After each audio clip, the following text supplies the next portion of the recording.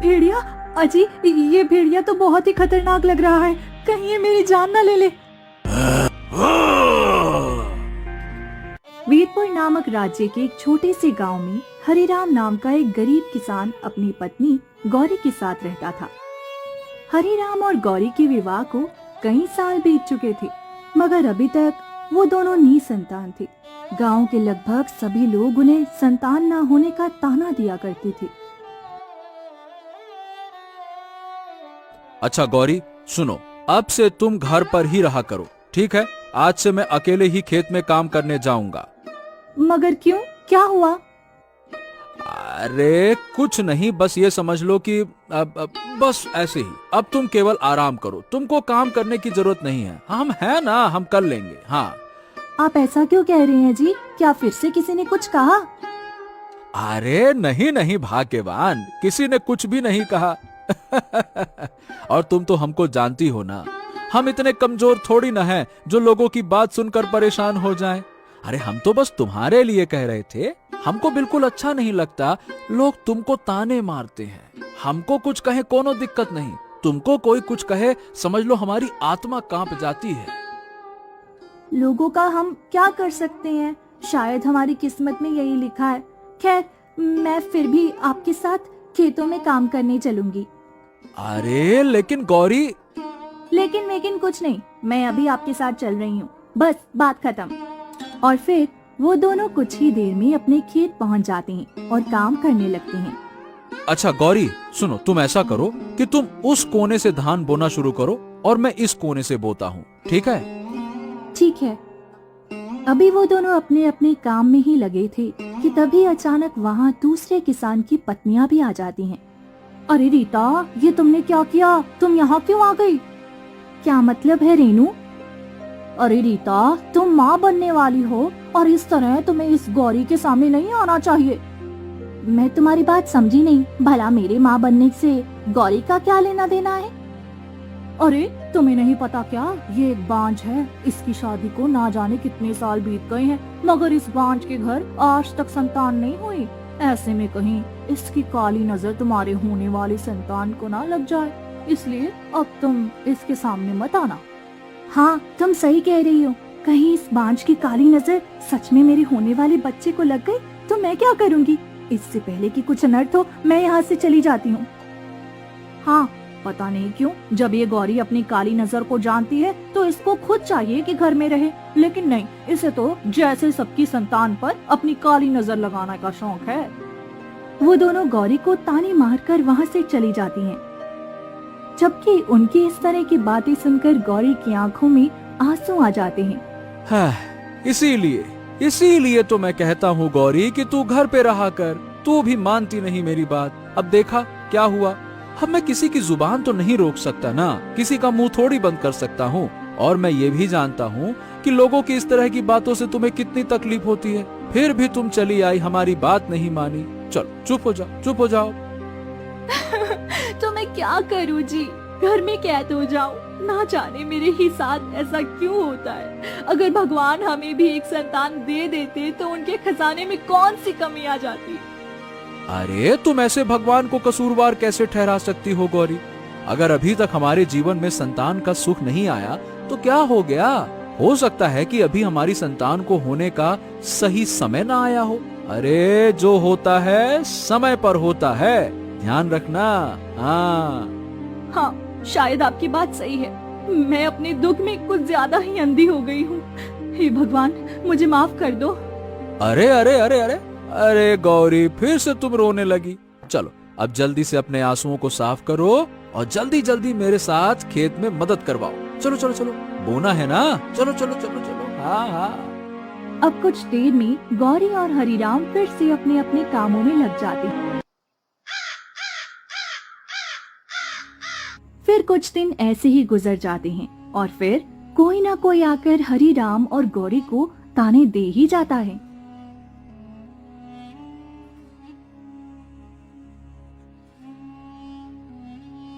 हरी, आप बहुत थक गए हैं, आप यहाँ बैठकर कुछ देर आराम कर लीजिए। हाँ, हे गौरी, अरे आज तो मैं वाकई बहुत थक गया। अरे रे। हरिराम ये कहकर एक पेड़ के नीचे बैठ जाता है। तभी वहाँ भोला और शामू नाम के दो किसान आते हैं। अरे ओ हरिराम, क्या भैया, सब कुछ ठीक तो है ना? अरे तुम इस तरह से यहाँ सुध बुध खोकर बैठे हुए हो, क्या बात है? हाँ, अरे कुछ नहीं भाई, वो दरअसल क्या है कि सुबह से खेत में काम कर रहा था, इसीलिए थक गया हूँ, तो सोचा बैठकर थोड़ा आराम कर लूं। अरे क्या हरिराम, तू भी ना, ये बता इतनी मेहनत करता किसके लिए है? और क्या हरिराम, और क्या हरिराम, श्यामू बिल्कुल ठीक कह रहा है। क्यों इतनी मेहनत करता है तू? हैं? मैं आप लोगों की बात का मतलब नहीं समझ पाया। अरे हरिराम, ये बता कि क्या करेगा इतनी मेहनत करके? बिना औलाद का घर तो सूना मंदिर होता है, हैं? और क्या हरिराम, अरे भैया किसके लिए इतनी मेहनत करते हो? अरे भाई, जब नाम लेने वाला कोई है ही नहीं तो क्या करोगे इतनी मेहनत करके? मैं तो कहता हूँ सब कुछ छोड़कर यहाँ से चले जाओ कहीं 4 धाम की यात्रा पर, भगवान की पूजा वूजा करो, हैं? और नहीं तो क्या। अरे खैर छोड़ भाई श्यामू, तू इन्हें बेफजूल में अपना मशवरा दे रहा है, क्योंकि इन्हें तो करनी अपने मन की है। सही कहा ना हरिराम? हाँ, खैर चलो, हमें भी अपना काम करना है भैया। इनके तो बच्चे नहीं है, लेकिन अपने तो है ना, अपनों के लिए तो हमें बहुत कुछ जोड़ना है। चलो चलो चलो चलो चलो भाई, मेहनत करें चल के, चलो चलो भाई। वो दोनों हरिराम और गौरी को संतान न होने का ताना देकर वहाँ से चले जाते हैं।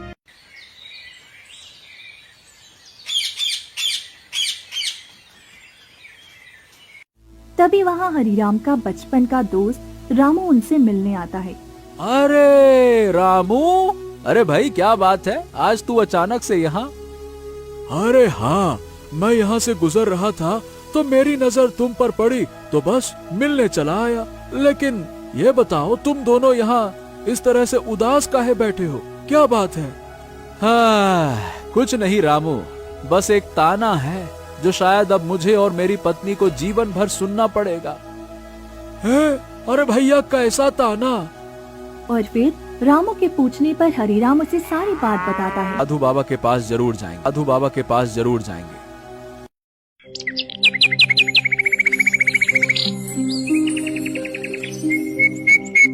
और फिर अगले ही दिन हरिराम और गौरी काली पहाड़ी के लिए निकल जाते हैं। अजी, हम रामू भैया की बताई हुई जगह पर आ तो गए हैं, लेकिन यहाँ आसपास तो कहीं भी साधु बाबा नजर नहीं आ रहे हैं। हाँ, सोच तो मैं भी यही रहा हूँ, लेकिन ये सारी पहाड़ी उनकी है, तो मुझे लगता है कि कहीं भी हो सकते हैं, इसीलिए हमें और आगे जाकर देखना चाहिए। चलो आ जाओ। हरिराम गौरी को लेकर पहाड़ी के आखिरी सिरे पर पहुंचता है, जहां साधु बाबा अपनी तपस्या में विलीन थे। हाँ, हे साधु बाबा, आपको मेरा कोटि कोटि प्रणाम। आयुष्मान भव। कहो, किस लिए आए हो तुम दोनों यहाँ पे? साधु बाबा, हम आपके पास अपनी एक गंभीर समस्या लेकर आए हैं, क्या आप हमारी मदद करेंगे? बोलो, क्या समस्या है? साधु बाबा, दरअसल बात यह है कि हम दोनों निसंतान हैं। गांव के सभी लोग हमें निसंतान होने का ताना देते हैं। हमने सुना है कि जो भी आपके पास अपनी समस्या लेकर आता है, आप उसकी मदद जरूर करते हैं, इसीलिए हम आपके पास बड़ी उम्मीद लेकर आए हैं। अच्छा, तो तुम्हें संतान चाहिए? हाँ हाँ जी साधु बाबा। ठीक है, ठीक है, मैं तुम्हारी मदद जरूर करूंगा, लेकिन उससे पहले तुम दोनों को एक परीक्षा देनी होगी। परीक्षा? कैसी परीक्षा साधु बाबा? संतान पाने के लिए तुम्हें मेरे 3 सवालों के जवाब ढूंढ कर लाने होंगे। जब तुम्हें तीनों सवालों के जवाब मिल जाएं, तब तुम यहाँ मेरे पास आना। ठीक है साधु बाबा, हम आपके सभी सवालों के जवाब ढूंढने के लिए तैयार हैं। बताइए हमें वो अपने 3 सवाल। ठीक है, तो फिर सुनो। हमारा पहला सवाल है, सच्चा त्याग क्या होता है? दूसरा सवाल, सच्चा प्रेम किसे कहते हैं? और तीसरा सवाल, सच्चा साहस क्या है? साधु बाबा, ये बताइए कि इन सवालों के जवाब हमें मिलेंगे कहाँ? मेरे इन तीनों सवालों के जवाब तुम्हें जगह जगह जाकर खोजने होंगे। इनके जवाब तुम्हें कहीं भी मिल सकते हैं, बस तुम्हारे अंदर समझने की सद्बुद्धि होनी चाहिए। ठीक है साधु बाबा, हम आपके सवालों के जवाब ढूंढने की पूरी कोशिश करेंगे। हमें आशीर्वाद दीजिए। कल्याण हो पुत्र, कल्याण हो। और फिर साधु बाबा की बात सुनकर हरिराम और गौरी उनके सवालों के जवाब ढूंढने निकल पड़ते हैं। अजी, हम कब से चल रहे हैं, लेकिन हमें ये नहीं पता कि साधु बाबा के सवालों के जवाब हमें कहाँ मिलेंगे। अब तो हम इस जंगल में पहुँच गए हैं, भला यहाँ कहाँ हमें कोई जवाब मिलेगा? हाँ, पता नहीं गौरी कहाँ मिलेगा, लेकिन साधु बाबा ने कहा था कि हमें इन सवालों के जवाब कहीं भी मिल सकते हैं। इधर गौरी और हरिराम उस जंगल के अंदर पहुंचकर एक दूसरे से बात कर रहे थे, जबकि दूसरी तरफ उस जंगल में राजकुमार यश जानवरों का शिकार करने के लिए आए थे। ओहो, मैं कब से यहाँ शिकार की तलाश में आया हूँ, लेकिन अभी तक मुझे एक भी शिकार नहीं मिला। एक काम करता हूँ और अंदर जाता हूँ। हाँ। राजकुमार ये सोचकर जंगल के और अंदर चले जाते हैं। अजी, वो देखिए, कितना सुंदर हिरन है। अरे हाँ गौरी, ये तो सुनहरा हिरण है, वाकई में बहुत सुंदर है।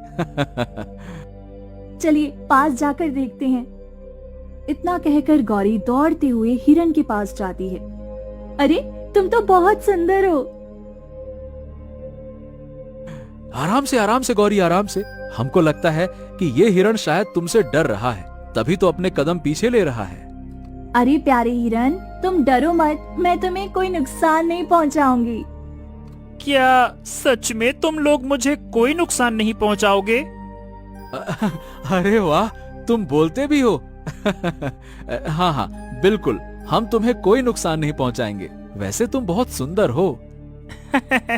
हाँ, मेरी माँ भी मुझसे यही कहती है। लेकिन ये बताओ कि तुम लोग यहाँ पे क्या कर रहे हो?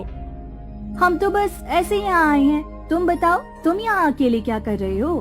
हो, मैं तो बस यहीं पास में रहता हूँ और रोज यहाँ पे खेलने आता हूँ। अब तो मेरे घर जाने का भी समय हो गया है। चलो, मैं अब चलता हूँ।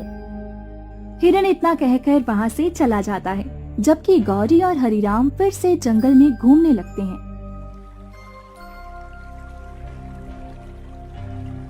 अरे हरिराम, अरे भाई, तुम यहाँ पे क्या कर रहे हो? वो तो बस यहाँ कुछ काम से आया था राजकुमार, लेकिन आप यहाँ इस खतरनाक जंगल में? हाँ, मैं यहाँ पे शिकार करने आया हूँ। अभी राजकुमार हरिराम से ये कह ही रहे थे कि तभी उन्हें वही हिरन दिखाई देता है। अरे वाह, कितना सुंदर हिरण है। अजी, ये तो वही हिरन है ना? हाँ गौरी, लेकिन अब ये शायद राजकुमार का शिकार है। शिकार और हिरण का? जी राजकुमार, आप तो यहाँ शिकार करने के लिए आए हैं ना? हाँ हाँ, आया तो मैं यहाँ पे शिकार के लिए ही था, लेकिन इस हिरण का मासूम चेहरा देखकर मुझे इस पर दया आ रही है, इसीलिए ठीक है, मैं इसको आजाद करता हूँ। इतना कहकर राजकुमार वहाँ से चले जाते हैं।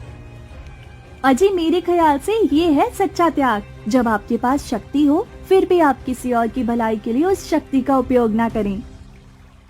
हाँ, सही कहा गौरी, अब समझ में आया। सच्चा त्याग यही है, जब राजकुमार की तरह आपके हाथों में ताकत यानी कि धनुष और तीर हो, लेकिन सामने खड़ा मासूम हिरण आपके अंदर की करुणा को जगा दे और आप उसे मारने के बजाय उसे उसकी आजादी लौटा दे।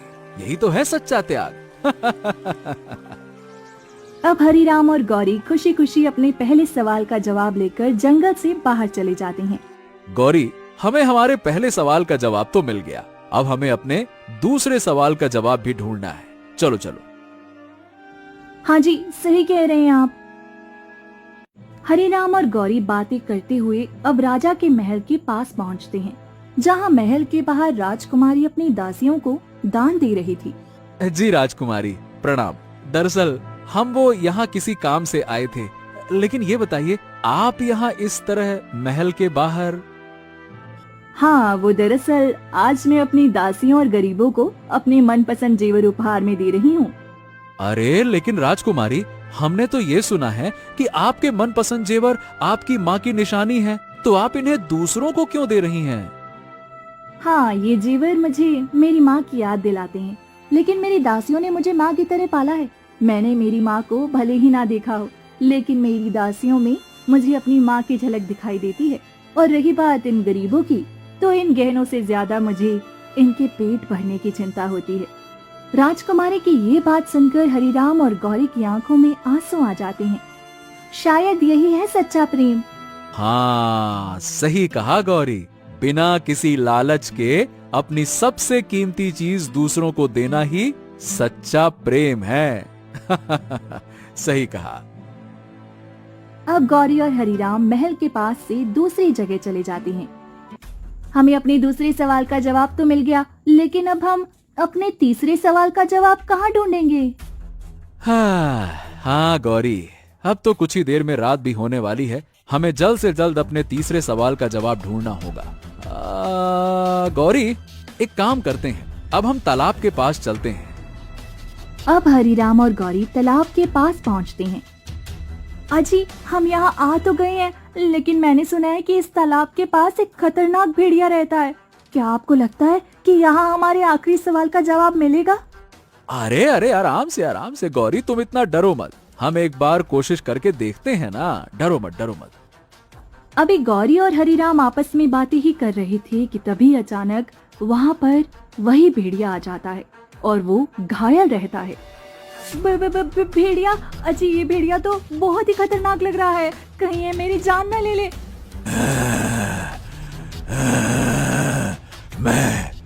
मैं तुम दोनों की जान ले लूंगा। लेकिन हमने तुम्हारा क्या बिगाड़ा है? क्योंकि तुम इंसान बड़े ही खुदगर्ज होते हो। बिगाड़ते तो हम जानवर भी तुम्हारा कुछ नहीं है, लेकिन तुम लोग अपने फायदे के लिए हमारा शिकार करते हो। नहीं, हम लोग वैसे नहीं हैं। हम तुम्हें कोई नुकसान नहीं पहुंचाएंगे। मैं तुम लोगों को अच्छी तरह से जानता हूँ कि तुम इंसान हमारे घर के आसपास किस लिए आते हो। तुम लोग यहाँ हम जैसे जानवरों का शिकार करने के लिए आते हो और हमारे अपनों की हत्या करके चले जाते हो। लेकिन मैं आज तुम लोगों को नहीं छोड़ूंगा।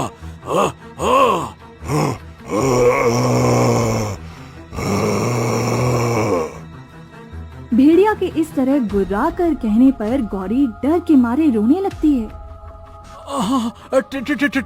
ठीक है। देखो, तुम हमारी जान जरूर ले लेना, लेकिन पहले मैं तुम्हारे जख्मों पर जड़ी बूटी लगाना चाहता हूँ। मैं तुम्हें कोई नुकसान नहीं पहुँचाऊंगा। हाँ। इतना कहकर हरिराम अपने आसपास के पत्तों को तोड़ लेता है और फिर उस घायल भेड़िए के जख्मों पर लगाने लगता है। अरे, ये तुम क्या कर रहे हो? क्या तुम जानते नहीं कि मैं तुम्हें खा सकता हूँ? हाँ, मुझे पता है, लेकिन देखो अभी तुम घायल हो, और अगर इन जड़ी बूटियों को लगाने से तुम ठीक हो जाते हो तो हम इंसानों के पाप का बोझ थोड़ा तो कम हो जाएगा ना।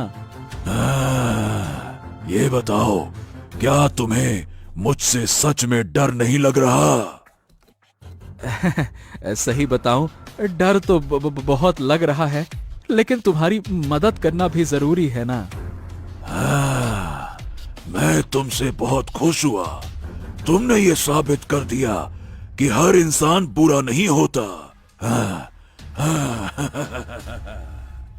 इतना कहकर भेड़िया वहाँ से चला जाता है। अजी, आपके अंदर इतना साहस कहाँ से आया?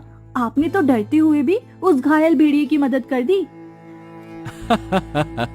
हाँ गौरी, यही है सच्चा साहस। खतरे के बावजूद भी सामने वाले की मदद करना, और फिर तो ये एक घायल जानवर था।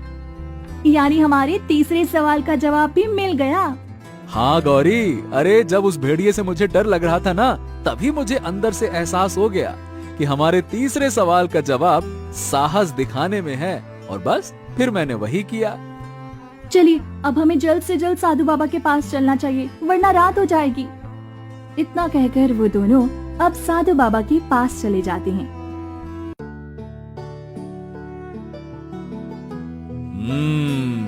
अरे वाह, तुम दोनों तो समय पर आ गए। जी साधु बाबा। साधु बाबा, हमें आपके तीनों सवालों के जवाब मिल गए।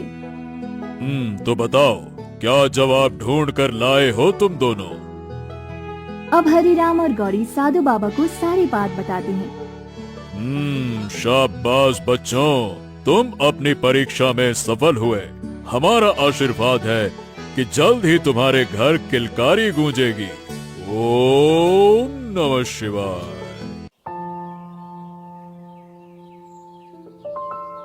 साधु बाबा के आशीर्वाद से फिर कुछ ही समय बाद गौरी और हरिराम को संतान प्राप्ति होती है।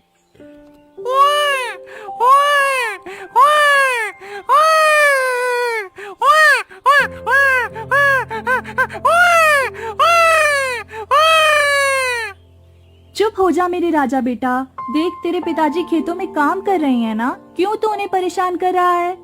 अब गौरी और हरिराम के घर भी संतान देखकर गांव वालों को अपनी गलती का एहसास होता है। हमें माफ कर दो हरिराम, हमने तुम दोनों का बहुत दिल दुखाया। हाँ हरिराम, हम घमंड में अंधे होकर ये भूल गए थे कि ईश्वर के घर देर है अंधेर नहीं। वो जब चाहे जिसकी चाहे झोली भर सकता है। हाँ गौरी, हमें माफ कर दो, हमने तुम्हें बहुत उल्टे सीधे ताने मारे, मगर तुम चुपचाप सहती रही। हाँ गौरी, हम सब अपनी गलतियों के लिए शर्मिंदा हैं। कोई बात नहीं, गलती इंसान से ही होती है, हमने आप सबको माफ किया। हाँ, गौरी बिल्कुल ठीक कह रही है।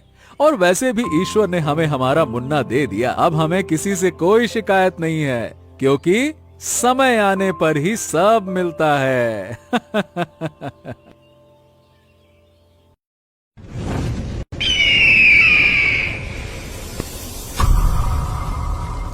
शाहीनगर नामक एक बहुत बड़ा राज्य था, जहाँ का राजा विक्रम आदित्य था। शाहीनगर राज्य बहुत ही खुशहाल और समृद्ध राज था। उस राज्य में किसी भी चीज की कमी नहीं थी। वहाँ की प्रजा राजा विक्रमादित्य को भगवान की तरह पूजती थी। लेकिन राजा विक्रमादित्य की अभी तक शादी नहीं हुई थी। राजा को रोजाना कई राजकुमारियां के रिश्ते आते, लेकिन उन राजकुमारियों में से राजा को कोई भी राजकुमारी पसंद नहीं आती। एक दिन विक्रमादित्य अपने शाही बाग में आराम फरमा रहे थे। तभी उनका मंत्री मुरलीधर उनके पास आता है। महाराज, आप हर राजकुमारी को शादी के लिए मना कर रहे हो। अब मुझे बताइए, आपको कैसी राजकुमारी पसंद आएगी? मंत्री जी, हमें ऐसी राजकुमारी चाहिए जिसे मेरी दौलत से प्रेम ना हो, दयावान हो, गुणी हो और प्रजा को अपने बेटे जैसा मानती हो। महाराज, आपको ऐसी राजकुमारी खुद ही ढूंढनी पड़ेगी। राजा मंत्री की बात सुनकर काफी ज्यादा सहमत हुए। ठीक है मंत्री जी, मैं ऐसी राजकुमारी ढूंढ के ही रहूंगा और उसी से विवाह करूंगा। अगली सुबह राजा ने अपना भेष बदल लिया था और अपनी मंजिल की तलाश में महल से निकल पड़े। इसी बीच उन्होंने कई राजकुमारियों से मुलाकात की, लेकिन उन्हें कोई भी राजकुमारी पसंद नहीं आई। हर राजकुमारी में कुछ न कुछ कमी मिलती और ये कमी राजा विक्रमादित्य को पसंद नहीं थी। एक दिन राजा विक्रमादित्य थक हार कर एक पेड़ के नीचे बैठे हुए थे। तभी विक्रमादित्य को कुछ सिपाही और एक डोली दिखाई दी। तभी राजा उन सिपाहियों से पूछ बैठा, अरे सैनिकों, इस डोली में कौन है और तुम इस डोली को कहां पर ले जा रहे हो? महाराज, इस डोली में गंगापुरी राज्य की राजकुमारी गायत्री बैठी हुई है और हम राजकुमारी को मंदिर ले जा रहे हैं माता के दर्शन कराने। ऐसा बोलकर दोनों सिपाही डोली उठाकर वहां से चल दिए। अब विक्रमादित्य उस राजकुमारी को देखने के लिए बड़ा बेताब हो रहा था। अब राजा भी डोली के पीछे पीछे चलने लगा।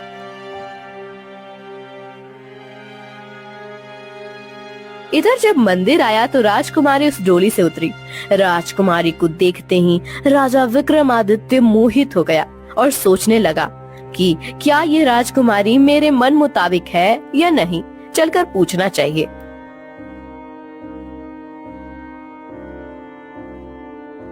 मैं शाही नगर का राजा विक्रमादित्य हूँ और मुझे आपको देखते ही प्रेम हो गया। क्या आप मुझसे विवाह करोगी? नहीं महाराज, मैं आपसे विवाह नहीं कर सकती। ऐसा बोलकर राजकुमारी वहाँ से चली जाती है। राजा को यह सुनकर बहुत अच्छा लगा कि राजकुमारी को मेरी दौलत और राजमहल से प्यार नहीं है। राजा ने फिर उस राजकुमारी का पीछा किया और उसके राज्य जा पहुँचा।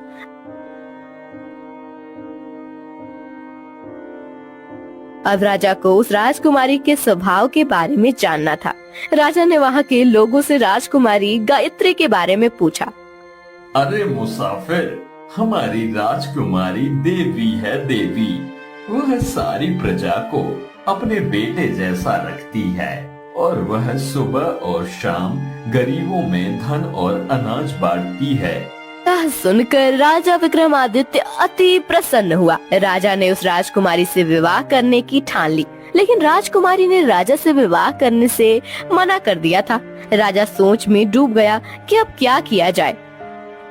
विक्रमादित्य सीधा राजकुमारी के पिता के पास चला। राजन, मैं शाही नगर राज्य का राजा विक्रमादित्य हूँ और मैं आपकी बेटी से विवाह करना चाहता हूँ, क्योंकि मुझे जैसी राजकुमारी चाहिए वो आपकी बेटी गायत्री में सारी खूबियाँ हैं। महाराज, अगर आप हमारी राजकुमारी को पसंद हो तो हमें विवाह से कोई ऐतराज नहीं है।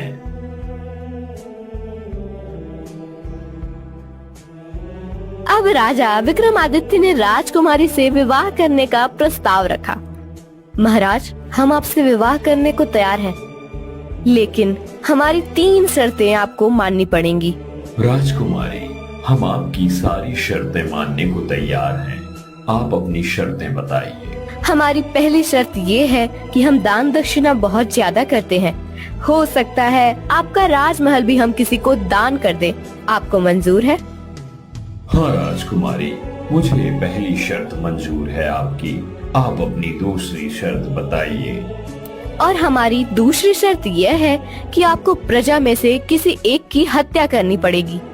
नहीं राजकुमारी, हमें आपकी दूसरी शर्त मंजूर नहीं है। चाहे आप हमसे विवाह ना करें, प्रजा मेरे लिए मेरे बेटे जैसी है। मैं उनकी हत्या नहीं कर सकता। यह सुनकर राजकुमारी काफी ज्यादा प्रसन्न हुई और कहा, महाराज, आपने दूसरी शर्त भी जीत ली है। मैं आपकी परीक्षा ले रही हूँ कि आप अपनी प्रजा से कितना प्रेम करते हो। और अब आखिरी और तीसरी शर्त यह है कि आपको एक पहेली सुलझानी पड़ेगी। वह पहेली यह है कि आपके पास 8 सिक्के हैं जो दिखने में एकदम समान हैं। इन सिक्कों में से एक सिक्का नकली है और वो इन सिक्कों से थोड़ा भारी भी है। और हाँ, सिक्कों को आपको हाथ में नहीं लेना है। आपके पास सिर्फ एक तराजू है। उस तराजू से आप सिर्फ 2 बार ही तौल सकते हैं। तो नकली सिक्के को कैसे पहचानेंगे? राजा विक्रमादित्य थोड़ा सोचने लगा। थोड़ी देर सोच विचार करने के बाद राजा ने कहा, मैं 3-3 सिक्के निकालकर तराजू के दोनों ओर रखूंगा। अगर दोनों पलड़े बराबर हैं तो इन 6 सिक्कों को छोड़कर बचे 2 सिक्के, अब उन 2 सिक्कों को एक एक पलड़े पर रख दूंगा। जो भारी निकलेगा वो नकली होगा। अगर एक तरफ पलड़ा भारी है तो भारी पलड़े के 3 सिक्के मैं से 2 सिक्के निकाल दूंगा और उन्हें तौल लूंगा। अगर बराबर हो तो बचा हुआ सिक्का नकली है। अगर एक भारी है तो वो सिक्का नकली है। महाराज, आपने इस पहेली का हल चुटकियों में निकाल लिया। आप मेरी तीनों शर्तों में जीत गए हो। मैं आपसे विवाह करने को तैयार हूँ। राजा विक्रमादित्य राजकुमारी से विवाह करके सीधा अपने राज्य आ गए थे। सुबह राजा विक्रमादित्य मंत्री जी के पास आते हैं। मंत्री जी, ढूंढने से तो भगवान भी मिल जाते हैं, ये तो राजकुमारी है। अब राजा को मनपसंद राजकुमारी मिल गई थी। वो खुशी खुशी अपने राज्य का पालन पोषण करने लगे। घना जंग, ऊंचे पेड़, एक छोटे से कच्चे घर में एक लकड़हारा रहता था जिसका नाम रामू था। उसकी उम्र 35 वर्ष थी। उसकी पत्नी का देहांत हुए 3 साल हो चुके थे। उसका एक बेटा भी था जिसका नाम जीतू था। जीतू अब 10 साल का था। उसका बेटा उसकी दुनिया बन चुका था। एक दिन सुबह रामू खांसी करता हुआ उठा।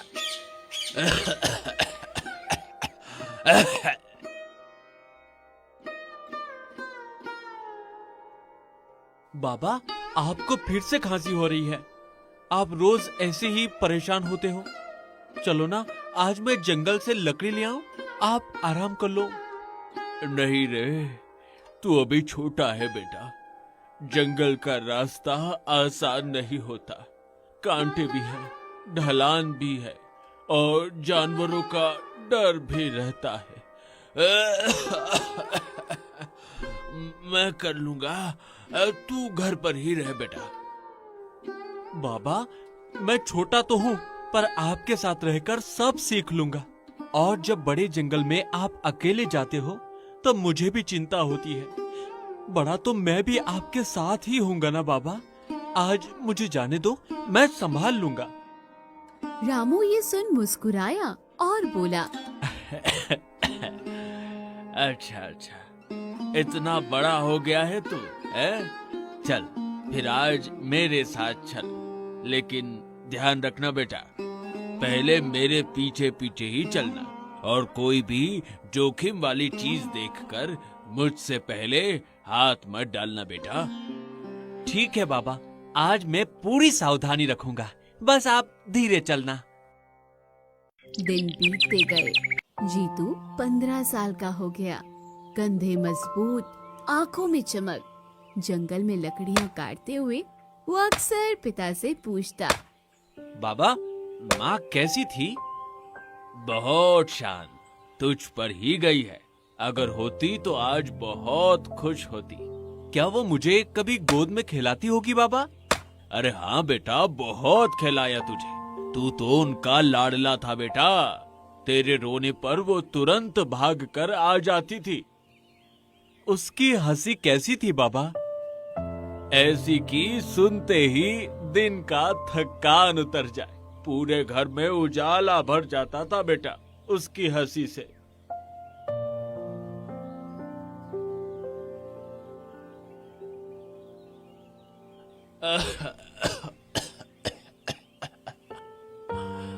आज मैं नहीं जा पाऊंगा बेटा, शरीर साथ नहीं दे रहा। तो थोड़ा ही लाना, संभल कर जाना बेटा और जल्दी लौट आना। आप आराम करो बाबा, मैं ले आऊंगा। आप बस दवाई खा लेना, चिंता बिल्कुल मत करना, मैं संभाल लूंगा। जीतू अकेले जंगल गया। लकड़ियां काटते हुए आवाजें सुनाई दी, घोड़ों की, सेनापतियों की बोलियां। वो छिपकर देखने लगा। राज्य का राजा वीरेंद्र सिंह आया था और उसके साथ उसकी छोटी बेटी राजकुमारी कुमुद भी थी। वो 13 साल की थी। राजकुमारी फूल तोड़ रही थी। पिताजी, इस जंगल में कितनी प्यारी खुशबू है। लगता है जैसे हवा भी फूलों से भीनी हो गई हो। हाँ कुमुद बेटा, ये हमारा राज्य का सबसे पवित्र जंगल है। यहाँ मिट्टी और हवा दोनों में ही एक अलग ही सुगंध बसी है। जीतू पहली बार राजकुमारी को देख रहा था। वो स्तब्ध रह गया, जैसे समय रुक गया हो। ये कौन है? इतनी सुंदर, जैसे किसी कहानी से उतर कर आई हो।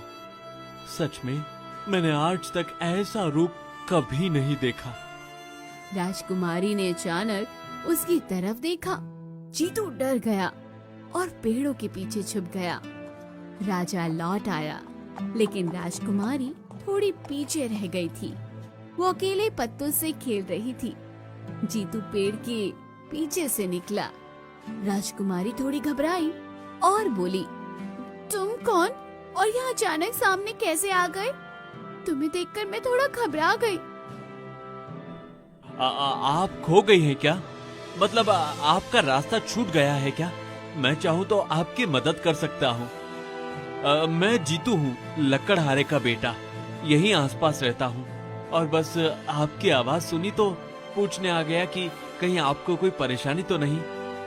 राजकुमारी ने मुस्कुराकर कहा, तुम डर क्यों नहीं रहे हो? मैंने खाया है क्या? इतनी घबराहट क्यों? मैं तो बस बात ही कर रही हूँ।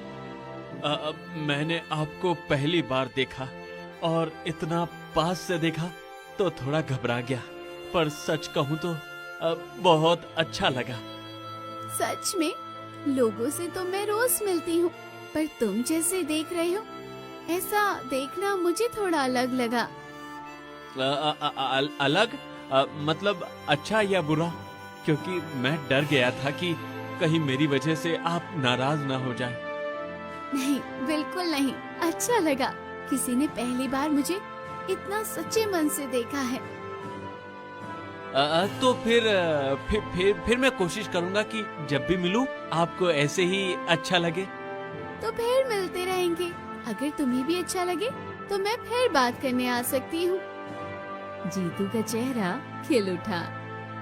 हाँ, अगर आपको मंजूर हो तो मैं तो हर बार खुशी से मिलूंगा। बस आप इशारा कर देना। जरूर, मैं भी चाहूंगी कि हम फिर बात करें। और अगर कभी आपको रास्ता ना मिले या डर लगे तो मैं पास ही रहता हूँ। आवाज दो, मैं आ जाऊंगा। अच्छा, तो फिर आज से तुम्हें मेरा दोस्त मानो? मुझे मंजूर है। दोस्त होना मेरे लिए सम्मान है। और मेरे लिए भी।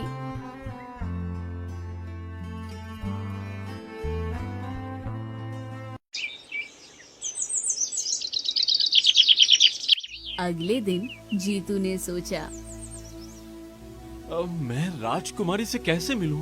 वो तो महल में रहती है और मैं तो बस एक साधारण लकड़हारे का बेटा हूँ। हाँ? वो जंगल में इंतजार करता रहा। थोड़ी देर में राजकुमारी वहाँ आ गई। मैं कुछ कह रहा था आपसे। क्या मैं कभी महल आ सकता हूँ? मतलब क्या वहाँ मेरे जैसे को अंदर जाने देंगे? तुम लकड़हारे का बेटा? हाँ, आ सकते हो अगर तुम डरते नहीं हो और मिलने की हिम्मत रखो। लेकिन महल में पहरेदार हैं, वो मुझे देखते ही रोक लेंगे। शायद बाहर ही खड़ा रहने को कह दे। अभी नहीं पता चलेगा, और जब पता चलेगा तब मैं संभाल लूंगी। पर अगर राजा को पता चल गया तो वो तो बहुत गुस्सा होंगे। जीतू, अगर मुझे परेशानी होती तो क्या मैं खुद तुम्हें रास्ता बताती? मैं चाहती हूँ कि तुम आओ। अच्छा, तो फिर मैं आऊंगा दोपहर में। पर अगर मैं डर गया तो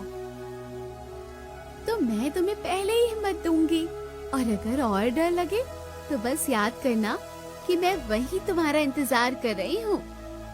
बस आपकी यही बात मुझे हिम्मत दे देती है। तो फिर तय रहा, तुम आओगे और मैं इंतजार करूंगी।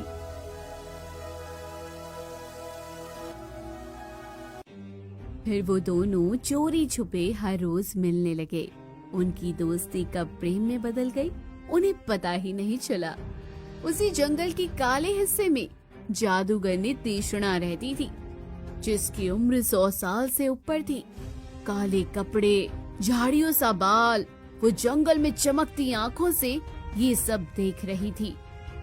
ओहो, राजकुमारी और लकड़हारे का लड़का, पवित्र प्रेम पनप रहा है। ये मुझे बिल्कुल मंजूर नहीं। उसके खून में जो शक्ति छुपी है वो मुझे चाहिए। और इस प्रेम को तोड़ना ही पड़ेगा। थोड़ी देर में दोपहर होती है। जीतू पहली बार महल पहुंचा। वो पीछे वाले दरवाजे से धीरे धीरे अंदर घुसा। राजकुमारी उसके इंतजार में थी। तुम आ गए, डर तो नहीं लगा? महल में पहली बार आने वाले अक्सर घबरा जाते हैं।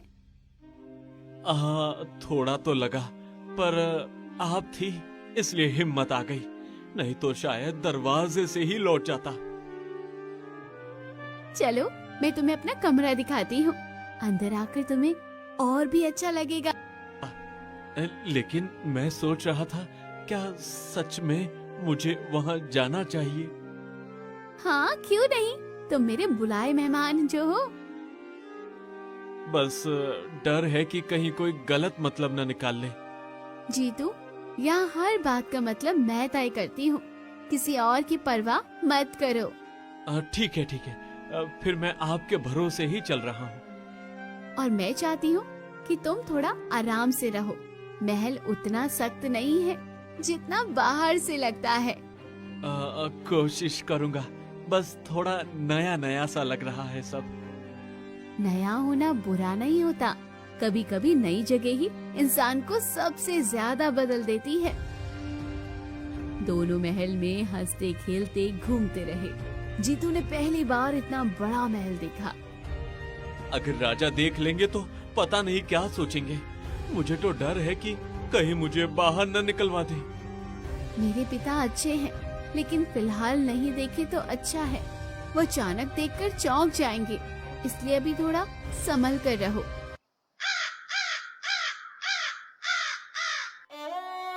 जंगल में एक दिन वृद्ध साधु आए। साधु की उम्र 70 साल की थी। राजकुमारी उनके चरण छूती है। आयुष्मान बेटी, तुम्हारे भाग्य में 2 रास्ते हैं और दोनों ही ऐसे हैं जिनसे तुम्हारी पूरी जिंदगी बदल सकती है। कैसे रास्ते बाबा? कृपया साफ साफ बताइए, मैं समझना चाहती हूँ कि आप क्या कहना चाहते हैं। पहला रास्ता सुख का रास्ता, जिसमें आलीशान जीवन, आराम, वैभव और शक्ति है। दूसरा रास्ता कठिन, जिसमें संघर्ष, दर्द और खतरे छुपे हैं, पर वही सच्चे प्रेम का मार्ग भी है। मुझे कौन सा चुनना होगा बाबा? क्या ये चुनाव मुझे अभी करना पड़ेगा या समय आने पर समझ जाएगा? जिस दिन तेरे प्रेम की परीक्षा होगी, उसी दिन तू जान जाएगी कि कौन सा रास्ता तुझे चुनना है। साधु की बात सुनकर कुमुद चुप हो गई। जीतू भी चिंतित हुआ। सालों बीत गए। कुमुद अब 17 साल की है, जीतू 19 साल का। दोनों रोज जंगल में मिलते। जीतू, तुम बदल गए हो, अब तो बिल्कुल वीर लगते हो। पहले जैसे लड़खड़ाते थे, अब तो कदम भी मजबूत हो गए हैं। तुम्हें देखकर लगता है जैसे तुम किसी लड़ाई के लिए तैयार हो। तुम भी रानी लगती हो, पर डर लगता है राजा को पता चल गया तो वो गुस्से में कुछ भी कर सकते हैं। मैं बस यही सोचकर घबरा जाता हूँ कि कहीं तुम्हें कोई तकलीफ न हो जाए। मैं संभाल लूंगी, तुम बेवजह डरते हो। अगर मैं तुम्हारे साथ खड़ी हूँ तो बाकी चीजों की चिंता मत करो। जो होगा हम दोनों मिलकर देख लेंगे।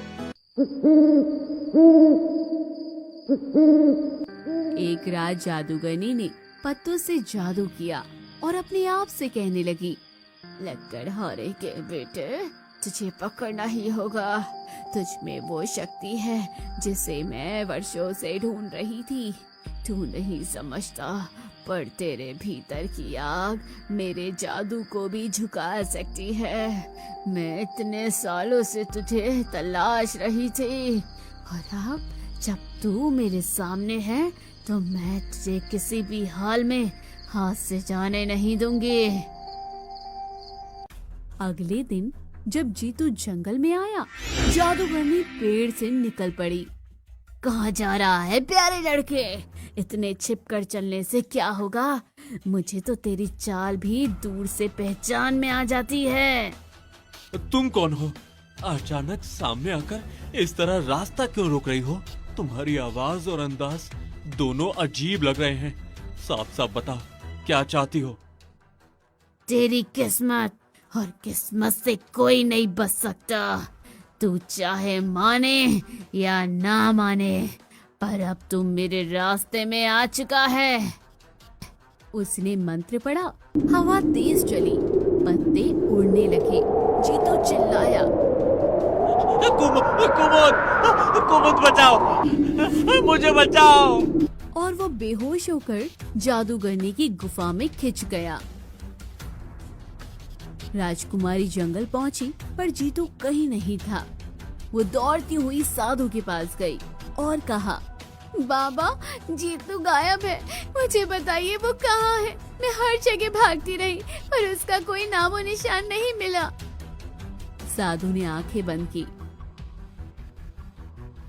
तृष्णा जादूगरनी उसे ले गई है। उसकी नजर बहुत तेज है और उसकी मंशा और भी गहरी। वो उसी आत्मा को पकड़ती है जिसमें असाधारण शक्ति छिपी होती है, और जीतू उसकी नजर में आ चुका है। मैं उसे बचाऊंगी कैसे, मुझे समझ नहीं आ रहा, लेकिन मैं हाथ पर हाथ रखकर नहीं बैठ सकती। आप कोई मार्ग बताइए, मैं हर मुश्किल सह लूंगी, बस उसे वापस लाना है। 2 रास्ते। पहला रास्ता सरल है, तुम राजकुमारी रहो, महल में बैठो और सुरक्षित रहो। दूसरा रास्ता कठिन है, जंगल, अंधेरा, जादूगरनी और दर्द। पर उसी कठिन रास्ते पर प्रेम मिलेगा, और वही तुम्हें जीतू तक पहुंचाने की राह भी दिखाएगा। मैं दूसरा रास्ता चुनती हूँ, चाहे कितना भी जोखिम हो, चाहे जितना भी अंधेरा मिले, मैं उसके लिए सब कुछ सहने को तैयार हूँ।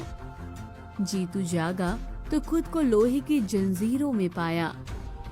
मुझे छोड़ दो, ये जंजीरें क्यों बांधी है? मैं तुम्हें नहीं जानता, ना ही मैंने तुम्हारा कोई दोष किया है। मुझे यहाँ कैद में रखने का कोई हक नहीं है तुम्हें। तेरे खून में पुरानी शक्ति है।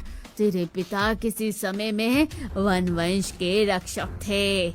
मुझे वो शक्ति चाहिए जीतू। तू चाहे इनकार करे, पर तेरे भीतर वही ताकत बह रही है जिसकी मुझे सदियों से तलाश थी, और अब मैं तुझे यूं ही नहीं जाने दूंगी। मैं कुछ नहीं जानता, तुम चाहे कितना भी कहो। मुझे अपने पिता की ताकत, वंश और जादू के बारे में कुछ भी समझ नहीं है। मुझे बस आजादी चाहिए, बस इतना ही। कुमुद अकेले जंगल में निकली थी। कांटे, अंधेरा, जंगली जानवर, वो पैर काटते हुए भी आगे बढ़ती रही। जीतू, मैं आ रही हूँ। मैं चाहे कितनी भी चोट खा लूं, तू जहाँ भी होगा मैं तुझे ढूंढ ही लूंगी। साधु प्रकट हुए। बेटी, तुझे 2 आखिरी परीक्षाएं देनी होगी। पहली परीक्षा भय की परीक्षा, दूसरी परीक्षा बलिदान की परीक्षा। सोच समझकर कदम बढ़ाना, क्योंकि दोनों ही आसान नहीं होंगी। मैं सब सहूंगी, चाहे जितना डर आए, चाहे कुछ भी देना पड़े, मैं पीछे नहीं हटने वाली। पहली परीक्षा जादूगरनी के पास एक काला झरना था। उसमें जो देखो वही डर बनकर हमला करता है। कुमुद उसमें झांकती है, उसे दिखता है जीतू मर रहा है। राजा उसे रोक रहा है। कुमुद रो पड़ी। ये झूठ है, मैं हार नहीं मानूंगी। डर खत्म हो गया। दूसरी परीक्षा बलिदान। काले दरवाजे पर लिखा था, जिसे तुम प्यार करती हो उसे बचाने के लिए अपना खून चढ़ाओ। कुमुद ने बिना सोचे हाथ काट दिया। जादुई दरवाजा खुल गया। अंदर जादूगरनी तीक्ष्णा बैठी हुई थी। जीतू जंजीरों में था। जीतू को छोड़ दो तीक्ष्णा, मैं हाथ फैलाकर विनती कर रही हूँ, बस उसे आजाद कर दो। उसके साथ जरा सा भी और जुल्म मत करो। राजकुमारी, तू यहाँ तक पहुँच गई। खून बहाया, दर्द सहा, पर बता तो सही, आखिर क्या दे सकती है तू? मुझे ऐसा क्या दे सकती है तेरे पास जिसकी कीमत जीतू की जान हो? अपनी जान भी दे सकती हूँ तृष्णा, सच कहती हूँ। अगर मेरी सांसें रुकने से जीतू की एक सांस भी बचती है तो मैं बिना सोचे अपना सब कुछ तेरे हवाले कर दूंगी। अच्छा, तो आज बलिदान की रात है राजकुमारी। देखूंगी कौन सा प्यार ज्यादा मजबूत है, मेरा जादू या तुम्हारा हौसला। जादूगरनी जीतू को त्याग करने वाली थी। नहीं कुमुद, तुम यहाँ से चली जाओ। मैं नहीं चाहता कि तुम मेरी वजह से तकलीफ में पड़ो। कृपया वापस मुड़ जाओ कुमुद, वापस चली जाओ। मैं नहीं जाऊंगी जीतू, तुम्हें अकेला छोड़कर एक कदम भी नहीं हट सकती, चाहे तृष्णा कुछ भी कर ले। जादूगरनी मंत्र पढ़ने लगी कि तभी तेज प्रकाश फैला। साधु अंदर आए। तृष्णा, आज तेरा अंत है। बहुत दिनों से तेरी काली शक्तियों को सहन किया है मैंने। अब तेरे हर छल कपट का हिसाब यही और इसी पल होगा। तू जितना भी मंत्र पढ़ ले, आज तेरी दुष्टता एक कदम भी आगे नहीं बढ़ पाएगी। कुमुद ने जादूगरनी की छड़ी पकड़ ली।